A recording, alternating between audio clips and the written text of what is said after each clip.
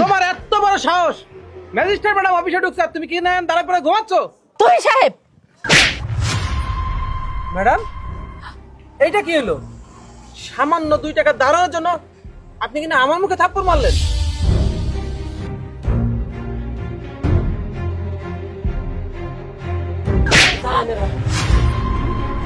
কি ব্যাপার? আপনি ওনার গায়ে হাত তুললেন কেন? ম্যাডাম, দারোয়ানটা খুব বেয়াদব। দেখলেন না আপনি ঢুকলেন তবু ও সালাম দিল না।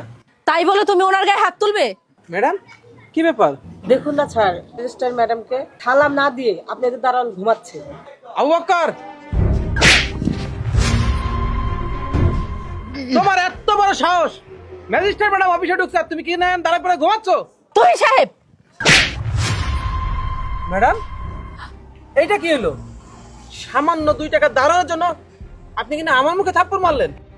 হ্যাঁ, সামান্য দারোয়ানের জন্য আমি আপনার গায়ে হাত তুললাম।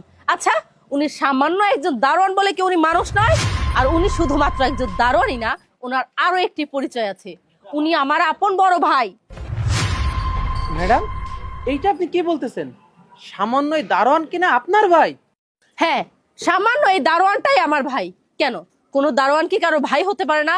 আমার সামান্যতম দারোয়ান ভাই হয়ে যদি আমাকে ম্যাজিস্ট্রেট বানাতে পারে, তাতে তো আপনাদের কোনো সমস্যা হওয়ার কথা নয়।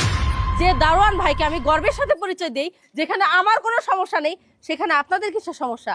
আপনাদের কাউকে দেখে তো মনে হচ্ছে না আপনাদের কারো বাপ ভাই নিশ্চয়ই কোনো সচিবালয়ের সচিব নয়, আপনাদের কারো বাপ ভাই নিশ্চয়ই কোনো এমপি মিনিস্টার নয়। তাহলে আমার ভাই দারোয়ান, তাতে আপনাদের সমস্যা কি?